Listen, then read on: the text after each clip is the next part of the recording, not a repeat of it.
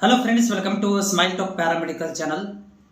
ನೋಡಿ, ಕರ್ನಾಟಕದಿಂದ ನಮ್ಮ DHI ಮಾಡಿರುವಂತಹ ವಿದ್ಯಾರ್ಥಿಗಳಿಗೆ HIO ಹೆಲ್ತ್ ಇನ್ಸ್ಪೆಕ್ಟರ್ ಆಫೀಸರ್ ಹುದ್ದೆಗಳನ್ನು 300 ಹುದ್ದೆಗಳನ್ನು ಭರ್ತಿ ಮಾಡಿಕೊಳ್ಳಿಕ್ಕೆ ಈಗಾಗಲೇ ಅನುಮೋದನೆ ಮಾಡಿದ್ದು, ಅತಿ ಶೀಘ್ರದಲ್ಲಿ KE ಅಥವಾ KPEC ಅವರು ಅಥವಾ ಅದರ್ ಬಾಡೀಸ್ ಅಂತ ಇಲ್ಲಿ ಮೆನ್ಷನ್ ಮಾಡಿದ್ದಾರೆ. ಸೊ ಈಗ ಫುಲ್ ಆಕ್ಟಿವ್ ಆಗಿದೆ. ಸರ್ಕಾರ ಏನು ಮಾಡ್ತಾ ಇದೆಯಪ್ಪ ಅಂದರೆ ಒಂದಷ್ಟು ANM ಇರ್ಬೋದು ಮತ್ತು ವಿವಿಧ ಹುದ್ದೆಗಳ ಜೊತೆಗೆ DHI ಹುದ್ದೆಗಳನ್ನು ಕೂಡ ಭರ್ತಿ ಮಾಡ್ಕೊತಾ ಇದ್ದಾರೆ. ಈ ವಿಡಿಯೋದಲ್ಲಿ ನಮ್ಮ ಫಾಲೋವರ್ಸ್ ಇರ್ಬೋದು, ನನ್ನ ಸ್ಟೂಡೆಂಟ್ ಇರ್ಬೋದು, DHI ಕಂಪ್ಲೀಟ್ ಮಾಡಿರುವಂಥವ್ರುಗಳು ಏನು ಈಗ ಹೋಪ್ ಇಟ್ಕೊಂಡು ಕೂತಿದ್ದಾರೆ, ಜಾಬ್ಗಳನ್ನು ಕೆಲವೇ ದಿನಗಳಲ್ಲಿ ಕರೆಯುವಂಥ ಒಂದು ಪ್ರಕ್ರಿಯೆ ಸ್ಟಾರ್ಟ್ ಆಗುವಂಥ ನಿರೀಕ್ಷೆಯಲ್ಲಿರುವಂಥವ್ರುಗಳಿಗೆ ಯಾವ ಒಂದು ಬೇಸಸ್ ಮೇಲೆ ಭರ್ತಿ ಮಾಡ್ಕೊತಾರೆ, ನೇರ ನೇಮಕಾತಿ ಅಂದ್ರೆ ಏನು ಅಂತ ಭಾಳ ಜನ ಕೇಳ್ತಾರೆ. ನೇರ ನೇಮಕಾತಿ ಅಂದ್ರೆ ಏನು, ಹೋಗ್ಲಿಕ್ಕೆ ತಕ್ಷಣ ತೊಗೊಂಡ್ಬಿಡ್ತಾರೆ ಅಪ್ಲಿಕೇಶನ್ ಹಾಕಿದವರು ಎಲ್ಲರಿಗೂ ಅಂತೇಳಿ. ನೇರ ನೇಮಕಾತಿ ಅಂದ್ರೆ ಏನು ಅಂತಂದ್ರೆ, ಈ ಕೌನ್ಸಿಲಿಂಗ್ ಪ್ರಕ್ರಿಯೆ ಮಾಡಿಕೊಂಡು ಕಾಂಪಿಟೇಟಿವ್ ಎಕ್ಸಾಮ್ ಇದೆನೋ ಪರೀಕ್ಷೆಯ ಆಧಾರದ ಮೇಲೆಯೋ ಒಂದು ನಿಯಮಾನುಸಾರ ಭರ್ತಿ ಮಾಡಿಕೊಳ್ಳುವಂಥ ಪ್ರಕ್ರಿಯೆಗೆ ನೇರ ನೇಮಕಾತಿ ಅಂತ ಕರೀತಾರೆ. ಈ ನೇರ ನೇಮಕಾತಿಯನ್ನು ಎಕ್ಸಾಮ್ ಮುಖಾಂತರ ಮಾಡ್ಬೋದು ಅಥವಾ ಅವರು ಏನು ಪರ್ಸೆಂಟೇಜ್ ಬೇಸ್ ಮೇಲೆ ಮಾಡ್ತಾರೋ ಅನ್ನೋದನ್ನು ಕಾದು ನೋಡಬೇಕು. ಒಂದು ಎಕ್ಸಾಮ್ ಇರುತ್ತೆ, ಇಲ್ಲ ಪರ್ಸೆಂಟೇಜ್ ಬೇಸ್ ಮೇಲೆ ಇರುತ್ತೆ. ಅದು 10th ಅಥವಾ ಡಿಗ್ರಿ ಎರಡೂ ಕಂಪ್ಯಾರಿಸನ್ ಮಾಡ್ಕೊಂಡು ಕಟಪ್ ಮಾಡಿ ಈ ರೀತಿಯೂ ಕೂಡ ಆಗುತ್ತೆ. ಬಟ್ ಈ ವಿಡಿಯೋದಲ್ಲಿ ಮಾಹಿತಿ ಕೊಡ್ತಾ ಇರೋದು ಏನಂತಂದ್ರೆ, ನಿಮ್ಗಳಿಗೆ ಏನು 2 ಸಲ ಏನು ಒಂದು ಕರೆದಿದ್ರು, ನಮ್ಮ ಹೆಲ್ತ್ ಇನ್ಸ್ಪೆಕ್ಟರ್ ಹುದ್ದೆಗಳನ್ನು ಕರೆದಿದ್ರು. 2022, 2024ರಲ್ಲಿ ಒಂದಷ್ಟು ಹುದ್ದೆಗಳನ್ನು ಕರೆದಿದ್ರು ಕರ್ನಾಟಕದಲ್ಲಿ. ಅದು ಹೈದರಾಬಾದ್ ಕರ್ನಾಟಕ ಇರಲಿ ಅಥವಾ ನಾನ್ ಹೈದರಾಬಾದ್ ಕರ್ನಾಟಕ ಇರಲಿ, ಅವುಗಳನ್ನು ಆಧಾರವಾಗಿ ಇಟ್ಟುಕೊಂಡು ಇವತ್ತು ನಾನು ನಿಮಗೆ ಮಾಹಿತಿ ಕೊಡ್ತಿರುವಂತಂದ್ರೆ ಸಿಲೆಬಸ್ ಏನಿರುತ್ತೆ, ಯಾವ ರೀತಿಯಾಗಿ ಭರ್ತಿಗಳನ್ನು ಮಾಡ್ಕೊಂಡಿದ್ರು ಹಿಂದಿನ ವರ್ಷ ಅನ್ನೋದ್ರ ಬಗ್ಗೆ ಮಾಹಿತಿ ಕೊಡ್ತೇನೆ. ನೆನಪಿರಲಿ, ಈ ವರ್ಷದ ಹೇಳ್ತಾ ಇದ್ದೆ ನಾನು, ಹಿಂದಿನ ವರ್ಷ ಯಾವ ರೀತಿಯಾಗಿ ಭರ್ತಿ ಮಾಡ್ಕೊಂಡಿದ್ರು ನಿಮ್ಗೆ ಸ್ವಲ್ಪ ಐಡಿಯಾ ಬರುತ್ತೆ ಅಂತೇಳಿ ನಿಮ್ಗೆ ಮಾಹಿತಿ ಕೊಡ್ತಾ ಇದ್ದೇನೆ. ಇದು ನಿಮ್ಗೆ ನಾಲೆಜ್ ಪರ್ಪಸ್ ಆಗಿರ್ಬೋದು. ಆಮೇಲೆ ನಾನು ಕಾಮೆಂಟ್ ಹಾಕಕ್ಕೆ ಹೋಗ್ಬೇಡ್ರಿ, ನೀವೇ ಹೇಳಿದಿರಲ್ಲ ಎಕ್ಸಾಮ್ ಮಾಡ್ತಾರಂತ ಹೇಳಿ, ನೀವೇ ಹೇಳಿದಿರಲ್ಲ ಎಕ್ಸಾಮ್ ಮಾಡೋದಿಲ್ಲ ಅಂತ ಹೇಳಿ ಅನ್ನಕ್ಕೆ ಹೋಗ್ಬೇಡ್ರಿ. ಇದು ನಿಮ್ಮಗಳಿಗೆ ಅಡ್ವಾನ್ಸ್ ಆಗಿ ಹಿಂದಿನ ಪ್ರೀವಿಯಸ್ ಒಳಗಡೆ ಅಂದ್ರೆ 22ರಲ್ಲಿ 24ರಲ್ಲಿ ಯಾವ ರೀತಿಯಾಗಿ ಭರ್ತಿ ಮಾಡಿದ್ರು ಅನ್ನೋದನ್ನು ನಿಮಗೆ ಎಕ್ಸ್ಪ್ಲನೇಷನ್ ಕೊಡ್ತಾ ಇದ್ದೀನಿ ಅಷ್ಟೇ, ಫಾರ್ ನಾಲೆಜ್ ಪರ್ಪಸ್. ಸಿಲೆಬಸ್ ಏನಿದೆ, ಎಷ್ಟು ಮಾರ್ಕ್ಸಿಂದ ಎಕ್ಸಾಮ್ ಇರುತ್ತೆ, ಏನು ಕ್ವಾಲಿಫಿಕೇಶನ್ ಕೇಳಿದ್ರು ಅನ್ನೋದನ್ನು ನನಗೆ ಮಾಹಿತಿಯನ್ನು ಒದಗಿಸಿಕೊಡ್ತೇನೆ. ವಿಡಿಯೋ ಪೂರ್ತಿಯಾಗಿ ನೋಡಿ. ಮುಂದೆ ಬರುವಂತಹ paramedical, JNM nursing, BS nursing, allied health sciences, government, NHM, central government ಜಾಬ್ಗಳ ಅಪ್ಡೇಟ್ಗಳಿಗಾಗಿ ನಮ್ಮ ಚಾನಲ್ನ ಫಾಲೋ ಮಾಡ್ಕೊರಿ. ಜೊತೆಗೆ ನಿಮ್ಮಲ್ಲಿ ಏನಾದರೂ ಡೌಟ್ಗಳಿದ್ದಲ್ಲಿ ನಮ್ಮ ಸ್ಮೈಲ್ ಟಾಕ್ ಪ್ಯಾರಾಮೆಡಿಕಲ್ ಇನ್ಸ್ಟಾಗ್ರಾಮಿಗೆ ಬಂದು ಕೂಡ ನೀವು DM ಮಾಡಿದರೆ ಫ್ರೀ ಇದ್ದಾಗ ರಿಪ್ಲೈ ಕೂಡ ಮಾಡ್ತೇನೆ. ಹಾಗಾದರೆ ನಾನು ಇವಾಗ ಡಿಸ್ಕಷನ್ ಮಾಡ್ತೀನಿ ಹಿಂದಿನ ವರ್ಷದಲ್ಲಿ ಯಾವ ರೀತಿಯಾಗಿ ಭರ್ತಿ ಮಾಡಿಕೊಂಡಿದ್ರು ಅನ್ನೋದ್ರ ಬಗ್ಗೆ. ಸೊ ಫ್ರೆಂಡ್ಸ್, ನಾನು ಇವಾಗ 2022ರಲ್ಲಿ ಏನೋ ನೇಮಕಾತಿ ಮಾಡ್ಕೊಂಡಿದ್ರು. ಎದರ ಮುಖಾಂತರ ಮಾಡ್ಕೊಂಡಿದ್ರು? KPEC ಮೂಲಕ ನೇಮಕಾತಿ ಮಾಡ್ಕೊಂಡಿದ್ರು. 2022ರಲ್ಲಿ ಒಂದು ನೇಮಕಾತಿಯಾಗಿತ್ತು. ಇಲ್ಲಿ ಕೂಡ ನೋಡ್ತಾ ಇದ್ದೀರಿ, ನೇರ ನೇಮಕಾತಿ ಸಾಮಾನ್ಯ ನಿಯಮ 2021 ಅನ್ವಯ ಅಂತೇಳಿ ನೇರ ನೇಮಕಾತಿ ತೊಗೊತಾ ಇದ್ದಾರೆ. ಸೊ ಇಲ್ಲಿ ನೋಡ್ತಾ ಇದ್ದೀರಿ, ಇಲ್ಲಿ ಎಷ್ಟಪ್ಪ ಅಂದರೆ ಉಳಿದವರು ಒಂದು 74 + 15 ಟೋಟಲ್ 89 ಹುದ್ದೆಗಳನ್ನು ಅವಾಗ ಕರೆದಿದ್ರು. ಕ್ಷಮಿಸಿ, ತಳಗಡಿದೆ ನೋಡ್ರಿ. ಇಲ್ಲಿ ಯಾವುದಪ್ಪ ಅಂದರೆ 57 ಹುದ್ದೆಗಳನ್ನು 2022ರಲ್ಲಿ ಕರೆದಿದ್ರು. ಆನ್ಲೈನ್ ಮುಖಾಂತರ ಅಪ್ಲಿಕೇಶನ್ಗಳನ್ನು ಕರೆದಿದ್ರು. ಈಗ ನಾನು ಇದೆಲ್ಲ ನನಗೆ ಬೇಡ, ಯಾಕಂದರೆ ಆಗಿ ಹೋಗಿರುವ ವಿಷಯ ಇದು. ನಾನು ಈಗ ಡೈರೆಕ್ಟಾಗಿ ಏನು ಮಾಡ್ತೀನಪ್ಪ ಅಂತಂದರೆ, ನಿಮಗೆ ಇದು ನೋಡಿ, ಫೀಸು ಕೂಡ ಗೊತ್ತಿರಲಿ, ಈ ವರ್ಷ ಕೂಡ ಪರಿಷ್ಕರಣೆ ಆಗ್ಬೋದು. ಇದು 2022ರಲ್ಲಿ ಇರುವಂಥ ಫೀಸ್. ಇದು ಯಾರಿಗೆ? ಸಾಮಾನ್ಯ ಅಭ್ಯರ್ಥಿಗಳಿಗೆ, OBC ದವ್ರಿಗೆ 300 ರೂಪಾಯಿ, ಸಾಮಾನ್ಯದ 600 ರೂಪಾಯಿ, ಆಮೇಲೆ SC/ST ದವರಿಗೆ ಯಾವುದೇ ಥರಂಥ ಶುಲ್ಕವಿಲ್ಲ, ಈ ಥರ ಇತ್ತು. ಓಕೆ, ಅರ್ಹತಾ ಷರತ್ತುಗಳು ನೋಡಿರಿ. ಅರ್ಹತಾ ಷರತ್ತುಗಳನ್ನು ನಾನು ಇಲ್ಲಿ ನಿಮಗೆ ಆಯ್ಕೆ ವಿಧಾನ ನೋಡಿ. ಆಯ್ಕೆ ವಿಧಾನ ಸ್ವಲ್ಪ ಕನ್ನಡದಲ್ಲಿ ಸ್ವಲ್ಪ ನಿಮಗೆ ಓದಿ ಹೇಳೋಕ್ಕೆ ಪ್ರಯತ್ನ ಮಾಡ್ತೀನಿ ನೋಡಿರಿ. ಆಯ್ಕೆ ವಿಧಾನ ಏನಿದೆ ಇಲ್ಲಿ? ಆಯ್ಕೆ ವಿಧಾನದಲ್ಲಿ ಕನ್ನಡ ಭಾಷಾ ಪರೀಕ್ಷೆ, ಕರ್ನಾಟಕ ನಾಗರಿಕ ಸೇವಾ ನೇರ ನೇಮಕಾತಿ ನಿಯಮ 2021ರ ಉಪನಿಯಮ 7ರ ಅನ್ವಯ ಅರ್ಜಿ ಸಲ್ಲಿಸುವ ಎಲ್ಲ ಅಭ್ಯರ್ಥಿಗಳಿಗೆ ಕನ್ನಡ ಭಾಷಾ ಪರೀಕ್ಷೆಯು ಕಡ್ಡಾಯವಾಗಿದ್ದು, ಸದರಿ ಪರೀಕ್ಷೆಯಲ್ಲಿ ಅರ್ಹತೆ ಪಡೆದ ಹೊರತು ಆಯ್ಕೆ ಅರ್ಹರಾಗುವುದಿಲ್ಲ. ಇದು ಎದಕ್ಕಪ್ಪ ಅಂದರೆ ಕನ್ನಡ ಅಭ್ಯರ್ಥಿಗಳಿಗೆ ಕಡ್ಡಾಯ ಐತಿ, ಹೌದ್ರಿ. ಇದು ಆಯ್ಕೆಗೆ ಅರ್ಹರಾಗಿರುವುದಿಲ್ಲ ಅಂತ ಹೇಳಕ್ಕಂತಾರಷ್ಟೇ. ಈ ಪರೀಕ್ಷೆ 150 ಅಂಕಗಳನ್ನು ನೀವು ಎಕ್ಸಾಮಿಗೆ ಬರೀಬೇಕು. ಪ್ರಶ್ನೆ ಪತ್ರಿಕೆ 150 ಇರುತ್ತೆ.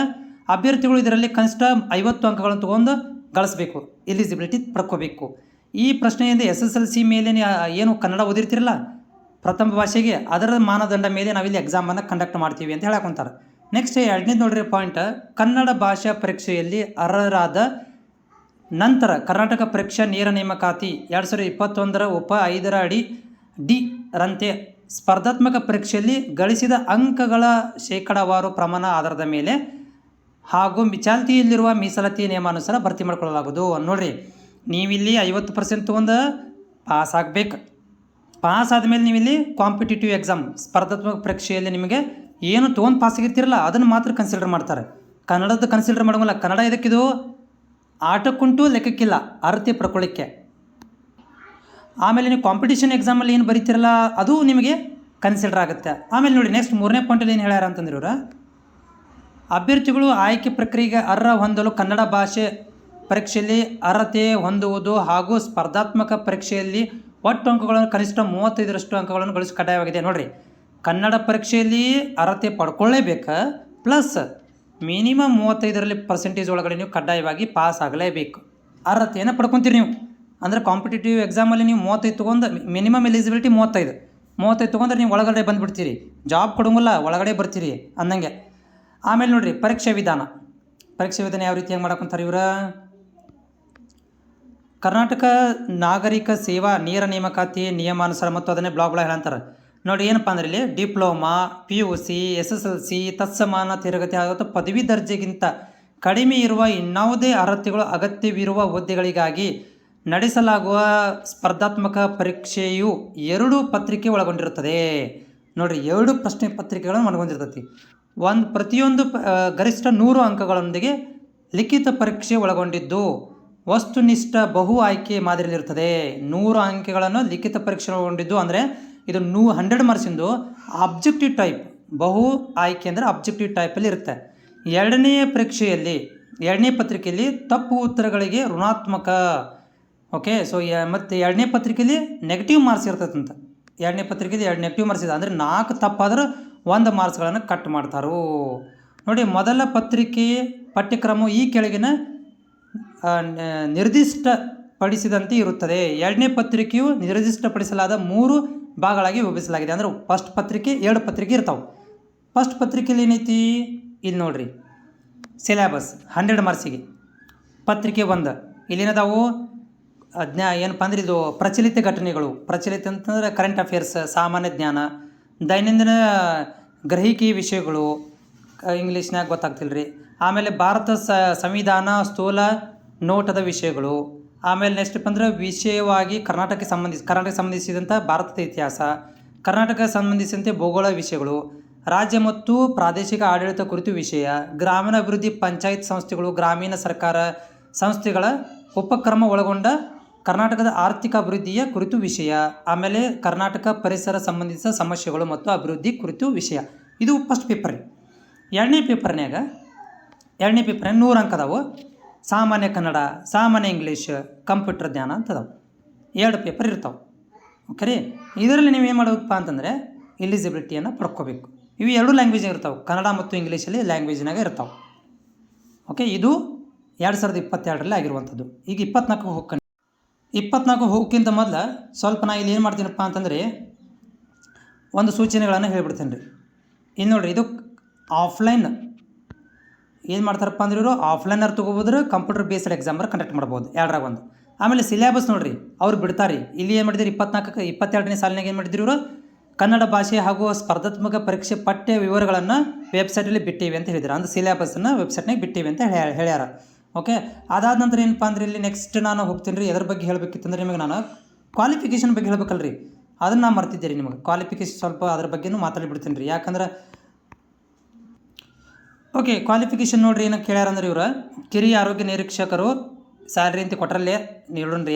ಅದು ನೋಡಿ, SSLC ಮೇಲೆ SSLC ಪಾಸ್ ಆಗಿರ್ಬೇಕು, 3 ವರ್ಷದ ಸ್ಯಾನಿಟರಿ ಇನ್ಸ್ಪೆಕ್ಟ್ರು ಅಥವಾ ಹೆಲ್ತ್ ಇನ್ಸ್ಪೆಕ್ಟ್ರ್ ಪ್ಯಾರಾಮೆಡಿಕಲ್ ಬೋರ್ಡಿಂದ ಕರ್ನಾಟಕ ಗೌರ್ಮೆಂಟಿಂದ ಆಗಿರ್ಬೇಕು, ಅಥವಾ PUC ಮೇಲೆ ಪ್ಯಾರಾಮೆಡಿಕಲ್ ಕೋರ್ಸ್ ಅಥವಾ ಸ್ಯಾನಿಟರಿ ಇನ್ಸ್ಪೆಕ್ಟ್ರು ಅಥವಾ SSLC ಮೇಲೆ 3 ವರ್ಷದ local body sanitary health inspector complete ಮಾಡಿರ್ಬೇಕು ಅಂತ ಇಲ್ಲಿ ಐತಿ.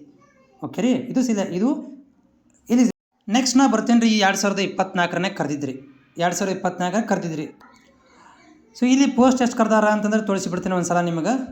ಇಲ್ಲಿ ನೋಡಕ್ಕೆ ಕುಂತಿರಲ್ಲ ನೀವು, ಕಿರಿಯ ಆರೋಗ್ಯ ನಿರೀಕ್ಷಕರು ಮತ್ತು 28 ಮತ್ತು 11 ರೀ, ಟೋಟಲ್ 2 ಅದಾವ್ರಿ ಇಲ್ಲಿ. 28 11 39 ಸೀಟ್ಗಳನ್ನು ಕರೆದಿದ್ದಾರೆ. ಓಕೆ, ಇಲ್ಲಿ ಕೂಡ ನಾನು ಹೋಗ್ತೇನೆ ರೀ ಡೈರೆಕ್ಟಾಗಿ. ಹೆಂಗೆ ಭರ್ತಿ ಮಾಡಿದಿರಿ ಇವ್ರು, ಅದನ್ನ ನೇಮಕಾತಿ ವಿಧಾನ ಹೆಂಗಿತ್ತು ಸೇಮ್ ನೋಡ್ರಿ ಇಲ್ಲಿ. ಸೇಮ್ ರೀ, ಇಲ್ಲಿ ಕೂಡ ಏನಿದಾವೆ ರೀ 100 ಕನ್ನಡ ಕಡ್ಡಾಯ ಕನ್ನಡ ಐತ್ರಿ. ಓಕೆ ರೀ, ಇಲ್ಲಿ ಹೇಳ್ಯಾರ ಇವ್ರು ಏನಪ್ಪ ಅಂದ್ರೆ ಆಯ್ಕೆ ಇದು ಮಿನಿಮಮ್ 50 ತೊಗೊಂಡು ಪಾಸ್ ಆಗಬೇಕು, 150ಕ್ಕೆ 50 ಮಾರ್ಕ್ಸ್ ತೊಗೊಂಡು ಪಾಸ್ ಆಗಬೇಕು. ಅದಾದ ನಂತರ ನೆಕ್ಸ್ಟ್ ಏನು ಮಾಡಿರಪ್ಪ ಅಂದ್ರೆ ಇಲ್ಲಿ ಇಲ್ಲಿ ನೋಡಿರಿ base of percentage marks secured competitive exam. ಇಲ್ಲಿ ಕೂಡ ಏನು ಮಾಡ್ತಾರೆ ಅಂದರೆ ಇವರು ಕಾಂಪಿಟೇಟಿವ್ ಎಕ್ಸಾಮಲ್ಲಿ 35% ಒಳಗಡೆ ಕಡ್ಡಾಯವಾಗಿ ಗಳಿಸಲೇಬೇಕು. ಆಮೇಲೆ ಅದರ ಬೇಸಸ್ ಮೇಲೆ ಶೇಕಡಾವಾರು ಪ್ರಮಾಣದ ಆಧಾರದ ಮೇಲೆ ಚಾಲ್ತಿಯಲ್ಲಿರುವಂಥ ನಿಯಮಾನುಸಾರ ಭರ್ತಿ ಮಾಡ್ಕೊತೀವಿ. ಅಂದ್ರೆ ಕಾಂಪಿಟೇಟಿವ್ ಎಕ್ಸಾಮ್ಯಾಗ ಸೇಮ್ ಅಲ್ಲೇನು 22ರಲ್ಲಿ ಕೇಳಿದ್ರಲ್ಲ ಅದೇ ರೀತಿಯಾಗಿ ಇಲ್ಲಿ ಬಂತು. ಇಲ್ಲಿ ನೋಡ್ರಿ ಸಿಲೆಬಸ್ ನೋಡಿರಿ. ಓಕೆ, ಇಲ್ಲಿ ಕೂಡ ನೆಗೆಟಿವ್ ಮಾರ್ಕ್ಸ್ ಇದ್ದು ರೀ. ಈಗ ಇದು 2024 ನೆಗೆಟಿವ್ ಮಾರ್ಕ್ಸ್ ಇತ್ತು, ಮತ್ತು ಇಲ್ಲಿ ಕೂಡ 2 ಪೇಪರ್ ಇದ್ದು ನೋಡಿರಿ. ಇಲ್ಲಿ ಸೇಮ್ ಸಿಲೆಬಸ್ ಅವೇ ನಾ ಆಗಲ್ಲಿ ಹೇಳಿದ್ನಲ್ಲ ನಿಮ್ಮ ಮ್ಯಾಗ 2022 ಇಲ್ಲಿ 24 ಸೇಮ್ ಸಿಲೆಬಸ್ ಐತಿ. ಓಕೆ, ಸೇಮ್ ಸಿಲೆಬಸ್ಸು ಕೂಡ ನಾವು ವೆಬ್ಸೈಟಲ್ಲಿ ಬಿಡ್ತೀವಿ ಅಂತ ಹಾಕೊಂತಾರೆ. ಆಮೇಲೆ ನೋಡ್ರಿ ಇಲ್ಲಿ ಏನಪ್ಪ ಅಂತಂದ್ರೆ ನಮ್ಗೆ ಇವರು ಯಾರು ಇದನ್ನು ನೋಡ್ರಿ ಎಲಿಜಿಬಿಲಿಟಿ ಏನಿರ್ಬೇಕು, ಎಲಿಜಿಬಿಲಿಟಿ ಬಗ್ಗೆ ನೋಡ್ರಿ ಲಾಸ್ಟಿಗೆ ಎಲಿಜಿಬಿಲಿಟಿ ಬಗ್ಗೆ. ಓಕೆ, ಮಾಸ್ಟರ್ಸ್ ಎಲಿಜಿಬಿಲಿಟಿ ಇಲ್ಲಿದೆ ನೋಡ್ರಿ, ಕಿರಿಯ ಆರೋಗ್ಯ ಸಹಾಯಕರು. ಓಕೆ, ಸೊ ಇಲ್ಲೇನು ಕೇಳ್ಯಾರಿ ಸೇಮ್ ರೀ. SSLC ಮ್ಯಾಗ ಡಿಪ್ಲೊಮಾ ಪ್ಯಾರಾಮೆಡಿಕಲ್ ಅಥವಾ PUC ಮ್ಯಾಗ ಡಿಪ್ಲೊಮಾ ಪ್ಯಾರಾಮೆಡಿಕಲ್ ಅಥವಾ ಸ್ಯಾನಿಟರಿ ಇನ್ಸ್ಪೆಕ್ಟರ್ ಆಗಿರಬೇಕು. ಆಮೇಲೆ ಇಲ್ಲಿ ಕೂಡ ನೋಡಿ ಇದೇ ಸೇಮ್ SSLC ಮೇಲೆ 3 ವರ್ಷದ ಡಿಪ್ಲೊಮಾ DHI ಅಥವಾ PUC ಮೇಲೆ 2 ವರ್ಷ DHI, ಇಲ್ಲಪ್ಪ ಅಂದ್ರೆ ಸ್ಯಾನಿಟರಿ ಇನ್ಸ್ಪೆಕ್ಟರ್ ಆಗಿರ್ಬೇಕಂತ ಐತಿ. ಈಗ ನಾವು ಕಾದು ನೋಡ್ಬೇಕಾಗಿತ್ತು ರೀ, ಏನವರು KPSC ಮೇಲೆ ಕರಿತಾರೋ ಇದರ ಮುಖಾಂತರ ಕರಿತಾರೆ. ಯಾಕಂದ್ರೆ ಅಲ್ಲಿ ಉಲ್ಲೇಖ ಮಾಡ್ಯಾರವರು ಈ ಇದರಲ್ಲಿ ಮೊನ್ನೆ ನಾನು ವಿಡಿಯೋ ಮಾಡಿ ಹಾಕಿದ್ದೆ ನಿಮಗೆ. ಅಥವಾ KPSC ಅಥವಾ ಅದರ್ ಅಂತ ಕೊಟ್ಟಿದ್ದಾರೆ, ಬೇರೆ SHF ಆಗ್ಬೋದು. ಸೊ ಈಗ ಏನು ನಿಯಮಾನುಸಾರ ಬರುತ್ತೆ, ನಾನು 2022-24 ಅಷ್ಟೇ ಹೇಳಿರೋದು. ಹೌದ್ರಿ, ರೀಸೆಂಟಾಗಿ ಕೂಡ ಮುಖಾಂತರ ಒಂದು ಎಕ್ಸಾಮ್ ಇದಾಯಿತು, ಏನಂದ್ರೆ ಭರ್ತಿ ಮಾಡ್ಕೊಂಡ್ರು. ಅವರು ಕೂಡ ಏನು ಮಾಡಿದ್ರಪ್ಪ ಅಂದ್ರೆ ಅರ್ಧ KPSC ಮೂಲಕ ಮಾಡಿದರು ಅಪ್ಲಿಕೇಶನ್, ಆಮೇಲೆ ಎಕ್ಸಾಮ್ ಮಾತ್ರ ಇದವರು ಮಾಡಿದರು ಕನ್ನಡ ಕಡ್ಡಾಯ ಪರೀಕ್ಷೆ ಅಂತೇಳಿ. ಅವ್ರಾಗ ನಾನು ಕೇಳಿದ ಮಟ್ಟಿಗೆ, ನಾನು ಯಾವಾಗ ಕೇಳಿದೆ ಅಂತಂದರೆ ಅದನ್ನು ವಿದ್ಯಾರ್ಥಿಗಳು ಹೇಳಿದ್ರು, ಇಲ್ಲ ಸರ್ ಅದು 10th ಮತ್ತು ಪ್ಯಾರಾಮೆಡಿಕಲ್ದು 2% ಡಿವೈಡ್ ಮಾಡಿಕೊಂಡು ಈ ರೀತಿ ಇದೆ ಅಂತ ನಾನು ಕೇಳಿದ್ದೆ. ಬಟ್ ನೋಡೋಣ ಈ ವರ್ಷ ಈಗೇನಾದರೂ ಮುಂದೆ ಬರುತ್ತಲ್ಲ ಆದೇಶ ಬಂದಾಗ ಅವ್ರು ಯಾವ ರೀತಿ ಭರ್ತಿ ಮಾಡ್ಕೊತಾರೆ, ಇದನ್ನೇ ಏನೋ 22-24 ಕಂಟಿನ್ಯೂ ಮಾಡಿಸ್ಕೊತಾರೋ ಅಥವಾ ಏನಾದ್ರು ಹೊಸದೇನಾದರೂ ಮಾಡ್ತಾರೋ ಅನ್ನೋದನ್ನು ಕಾದು ನೋಡ್ಬೇಕೀಗ.